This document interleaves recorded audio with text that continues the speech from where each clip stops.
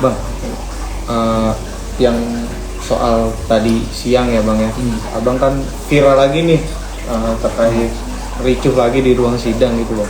Mungkin bisa diceritakan nggak sih bang kronologi awalnya itu bermulanya tuh karena apa dan itu di sidang apa gitu? Kan itu kan sidangnya sidang PIK 2 ya, gugatan gugatan Edi Mulyadi CS dengan beberapa perwira TNI ya, purnawirawan terhadap PIK 2 dan Jokowi ya. Terhadap PIK 2 dan Jokowi. Kalau gue kan hanya pengacaranya Surtawijaya dan Mas Kota, ketua Abdesi. Nggak ada kaitannya dengan PIK 2 gue gitu. Gue hanya pengacara kepala desa. Dan nggak ada kaitannya sama PIK 2. Nah di persidangan tadi, itu adalah puncak dan klimaks daripada proses persidangan yang sebelum-sebelumnya. Karena rombongan si Edi Mulyadi dan Kojinudin ini, si pengacara Kojinudin, itu selalu memprovokasi. Habis sidang teriak-teriak, wah mereka sudah takut sama kami. Si Jokowi, si Aguan, wah kalau ngomong kan si dulu. Gitu. Gue diam aja tuh selama berminggu-minggu gue sidang kan gue udahlah selama nggak ngomongin kita bodo amat kan gitu.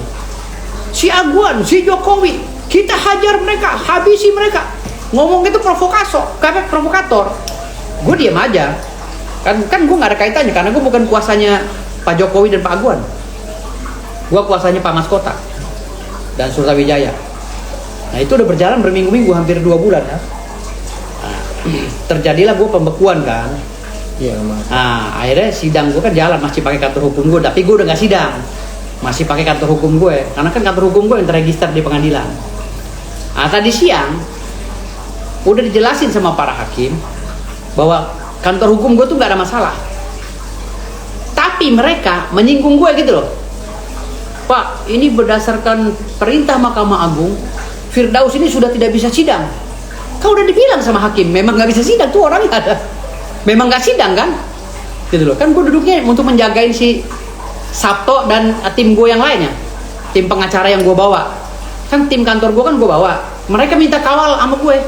Kenapa? Karena dia diancam 2 kali sidang tanpa gue, diancam mau dilempar ke itu sama rombongannya si Kojinudin sama si ini Edi Mulyadi.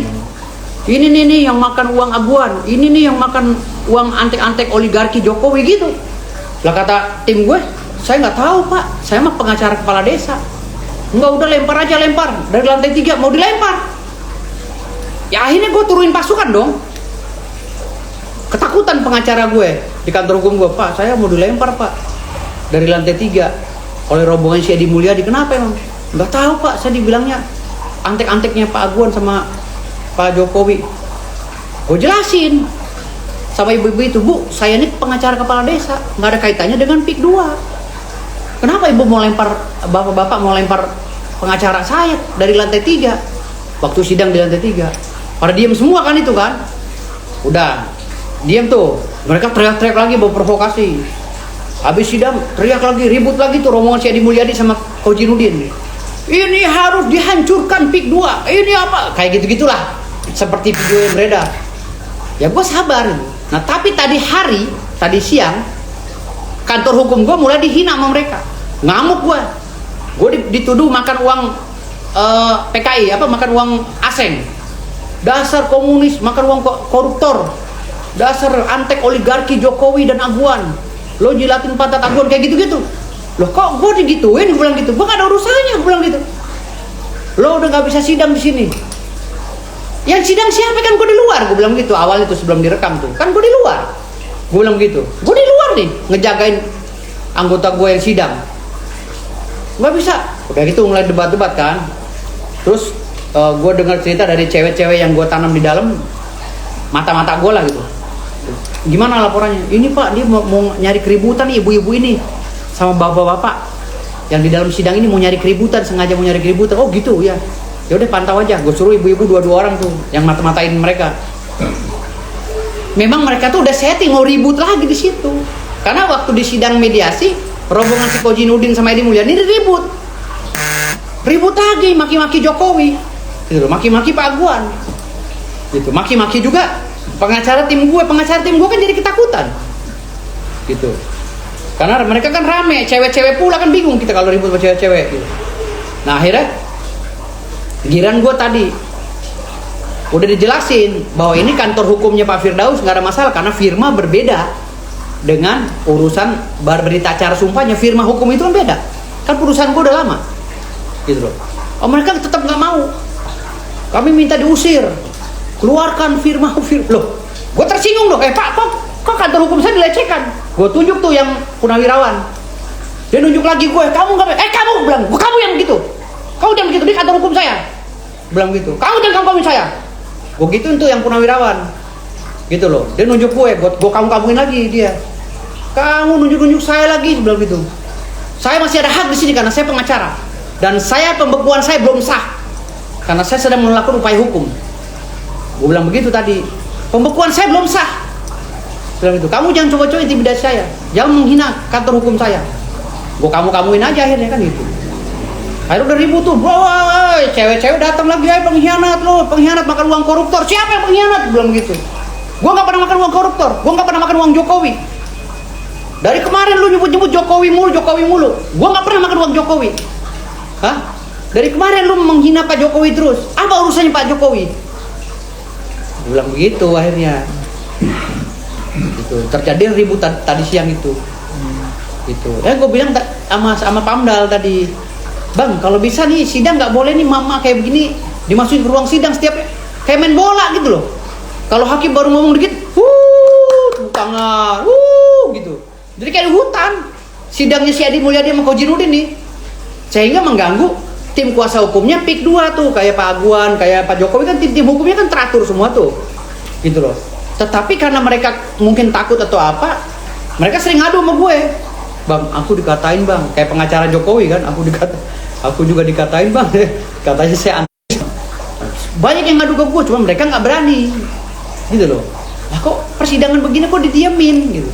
Udah berkali-kali ribut loh, kok didiemin. Gue bisikin tadi sama Pamdal, bang ini besok nggak boleh lagi sidang begini, karena saya sedang diskusi dengan hakim kok dia ribut, gitu. Kalau bukan masih ada hak, karena berkaitan dengan surat kuasa. Dan gue juga pembekuannya belum sah kan, gue belum di sidang etik, gue belum menerima surat pembekuan, belum menerima surat pemberhentian dari KAI, jadi gue belum sah, masih melakukan upaya hukum atau upaya mediasi, kan begitu. Jadi mereka udah justifikasi law firm gue mau dicoret, nggak bisa, itu namanya diskriminasi. Itu law firm gue kan kantor hukum gue, nggak ada urusannya dengan diri gue. Kalau diri gue kan nggak masuk ruang sidang, gue udah fair, gue udah terbuka dan dewasa menerima peristiwa ini. Tapi mereka jangan ngadi-ngadi, jangan kantor hukum gue dihina, gue sikat, nggak ada urusan gue, gitu. Bang, berarti tadi itu sebenarnya kenapa bang? Ibaratnya bang tuh dari awal juga sudah menaati peraturan itu ya bang? Kan gue lagi puasa, iya. Gue pikir kenapa gue nggak bawa pasukan? Biasanya kan gue bawa pasukan 30 orang, 40 orang. Kenapa gue nggak bawa anggota? Gue bilang sama anggota gue udah, sekarang ini kan puasa, mungkin mereka sesama Islam ya mengerti kan gitu, makanya gue ya udahlah, sesama umat muslim mungkin saling menghargai. Nggak taunya iblisnya banyak banget, lebih iblis lagi mereka, nggak taunya gitu di dalam badannya. Gue dikata-kata, udah gue bilang gue lagi puasa, masih aja lu makan uang koruptor, lu dibayar sama Aguan, lu antek-antek Cina, antek PKI. Gue kapan dibayar sama Pak Aguan? Gue kenal juga kagak Pak Aguan, gitu. Gue dapat duit dari lurah. Ya padahal mas secara hukum abang cuma menjadi kuasa hukumnya si Kades itu ya bang? Kan gue nggak kenal sama Aguan, sama Antoni Salim, apa Jokowi, nggak tahu gue. Gitu. Walaupun Jokowi adanya kawin sama om gue kan gitu. Tapi sebelumnya udah dikonfirmasi juga sih bang, saya sebagai pengacaranya kepala desa gitu, bukan sebagai pengacara. Udah ribuan kali gue ngomong, ada kuasanya juga dijelasin di situ, hanya pengacara kepala desa, nggak ada kaitannya.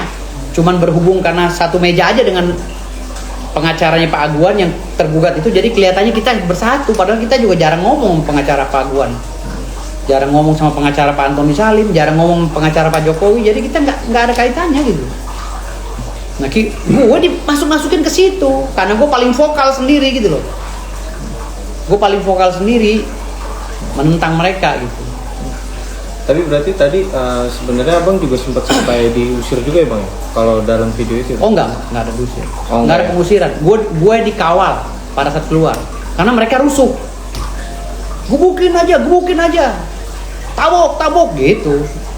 Ya gue, Pak Jokowi dihina, om gue kawin sama adiknya Jokowi, itu kan om gue juga. Jokowi, Pak Jokowi dihina gue sikat, itu nggak ada urusan. Berarti kan Pak Jokowi keluarga gue juga, secara garis ke perkawinan kan gitu. Kalau udah keluarga dihina, nggak ada urusan gue, nggak peduli gue urusan negara. Gue wajib menjaga keluarga gue kan gitu. Berarti timbulnya amarah abang tadi tersulut ya karena emang awalnya ada provokasi itu ya bang ya? Provokasi setiap sidang. Jadi beberapa kali sidang tuh provokasi. Termasuk waktu gue sebelum dibekuin, kan pengacara dari rombongan mereka kan ada orang DPP dari KAI itu, senior kita juga. Sempat ngancem gue juga itu, melalui orangnya gitu. Awas lu ya katanya gitu. Lu tunjak lu, ntar ada urusan suatu saat pasti di ini. Berarti kan ini kan ada politik gitu loh. Ada politisasi, pembekuan gue juga nggak murni kan, ada politisi, ditambah lagi Hotman koar-koar, ditambah lagi masalah. Jadi ada politisasi, tapi gue pasrah aja, nggak ada masalah. Hotman udah puas, gue udah dibekuin, gue udah diberhentiin dari KAI walaupun prosesnya salah. Gue diem aja, nggak marah, nggak dendam. Sampai hari ini pun gue nggak dendam sama Hotman, nggak ada. Bang, tapi itu sidang itu tuh udah berjalan kiranya udah berapa lama lah? Hampir 2 bulan lebih, 3 bulan lah. 2 bulan lebih lah kalau nggak salah. Hampir 3 bulan kalau nggak salah. Hampir 3 bulan. Dan kantor hukum gue yang dipakai gitu. Kalau untuk Mas Kota dan Sutawijaya, kan tergugatnya itu kan ada hampir 9 orang tergugatnya. Yang ngegugatnya hampir 30. 30 lawan 9. Bang, ini kan banyak juga masyarakat yang bilang bahwa abang kan tadi ya mungkin bisa dikatakan agak ricuh lagi ya, terus itu akan makin memperburuk citra abang sebagai pengacara nih bang. Itu gimana bang menanggapinya bang? Pengacara dari zaman abad keempat ya, dari zaman Kaisar Claudius,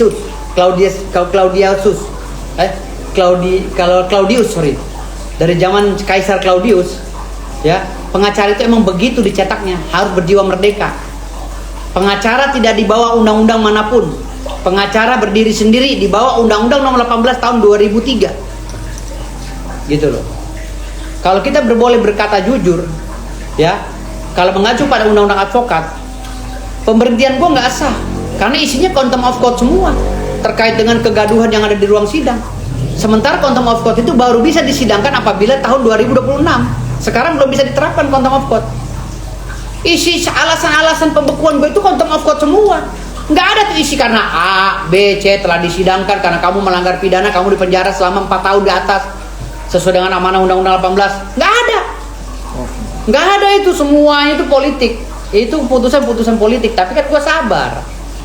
Karena kata Rasulullah, orang yang bersabar di bulan puasa itu akan mendapatkan kemenangan dari Allah. Kemenangannya apa nanti kita lihat aja. Entah yang menjolimi gue ini ada yang celaka, ada yang apa, kita lihat aja nanti. Gitu. Tapi kalau dari abang nih sekarang, ada nggak sih bang ngerasa ya dalam hal ini gitu, yang tadi itu takut untuk surat izin berpuasanya itu abang dicopot gitu? Nggak takut gue nggak takut. Dan alasan pencopotannya apa? Tidak ada satu undang-undang pun yang berhak mencopot gue kalau kita mengacu pada Undang-Undang 18. Dan ingat, Undang-Undang 18 yang berhak mencopot advokat adalah Peradi. Gue bukan orang Peradi. Di luar itu, undang-undangnya harus dibuat lagi.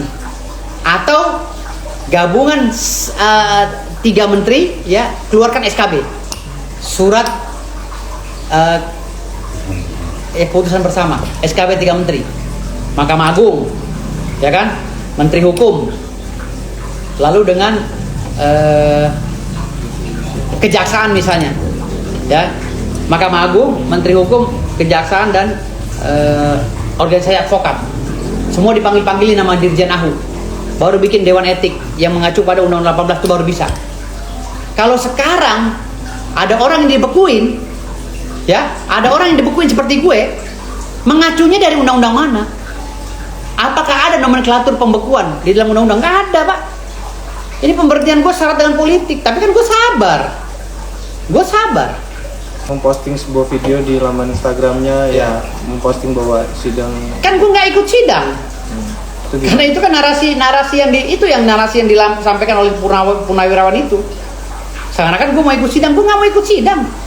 Kader kantor hukum gue tersinggung, gitu loh. Paham nggak? Jadi ngusir, tolong kantor hukum Firdaus keluar semua, karena kalau Firdausnya sudah dibekukan, kantor hukumnya firmanya juga nggak bisa bersidang. Otomatis pengacara di bawahnya nggak bisa bersidang, tolong suruh keluar. Gue tersinggung dong. Ini ngadi-ngadi apa ini? Mana ada undang-undangnya firma hukum disuruh keluar pengacaranya? Maka terjadi keributan. Bukan gue maksa untuk sidang. Kalau dari awal gue nggak masuk ruang sidang, gue duduk. Banyak saksinya, hakim juga ada saksinya. Gue duduk tertib di luar. Tapi gue kembali ngamuk ketika gue dibilang antek-antek asing pendukung oligarki dan PKI, gitu loh, serta penjahat. Gue penjahat dari mana? Gue kan pengacara, bukan penjahat. Bagaimana Bang tanggapannya terkait kuasa hukum yang sebelah itu bilang bahwasanya Abang bikin gaduh Bang di ruang sidang itu? Bahkan baru kali ini sidang gaduh. Hah? Selama ini kan gue nggak pernah gaduh sidang. Selama 3 bulan ini apa ada jejak digital gue sidang gaduh di Pengadilan Jakarta Pusat? Apa ada? Kan karena hari ini gue difitnah, gue dibilang penjahat, gue dibilang penjilat pantat oligarki Pak Jokowi dan Pak Aguan, gue dibilang makan uang koruptor dan lain-lain. Nah ini gue mulai ngamuk dong. Ditambah lagi pengacara-pengacara dari kantor hukum gue mau diusir oleh mereka, disuruh keluar hanya karena gara-gara make kop surat law firm gue atau firma hukum gue. Nggak bisa. Dasar hukumnya apa? Undang-undang nomor berapa? Kalau kebiasaan kebodohan ini diikuti, kebodohan akibat daripada pressure netizen, waduh hancur hukum Indonesia. Besok udah nggak mengacu undang-undang lagi. Kebodohan ini akan menjadi jurisprudensi. Jangan dibiasain. Karena kebodohan yang pertama itu adalah pembekuan gue, yang nggak ada nggak ada satu undang-undang atau regulasi pun yang menuangkan bahwa pembekuan pengacara akibat naik meja, nggak ada. Atau pembekuan berita acara sumpah pengacara akibat ribut di ruang persidangan, nggak ada. Belum ada terjadi, makanya ini unsurnya unsur politis yang tinggi dalam pembekuan gue ini. Karena apa? Ocek Aligi saja 8 tahun di penjara, masih jadi pengacara sekarang. Law firmnya masih bisa bersidang. Waktu dia di penjara, law firmnya masih bisa sidang, gitu loh. Ya kan? Fredrik Yunandi 6 tahun penjara, di atas 5 tahun, masih bisa sidang sekarang. Kenapa gue nggak pernah di penjara, gue bisa dibekuin? Ada apa? Ya berarti kan ada oportunitas di sini. Tekanan oportunitas ini sumbernya dari mana? Salah satunya mungkin dari Hotman, kan gitu. Oke.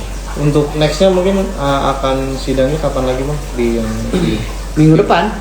Gue minggu depan. Tapi Abang akan hadir lagi atau? Gue hadir lah, kan gue jagain itu gue, pengacara-pengacara yang di kantor gue. Tetap di belakang. Mereka ketakutan, gue tetap di belakangnya lah. Kan diancam terus sama rombongannya Kojinuddin sama Edi Mulyadi. Gitu. Oke. Thank you Bang.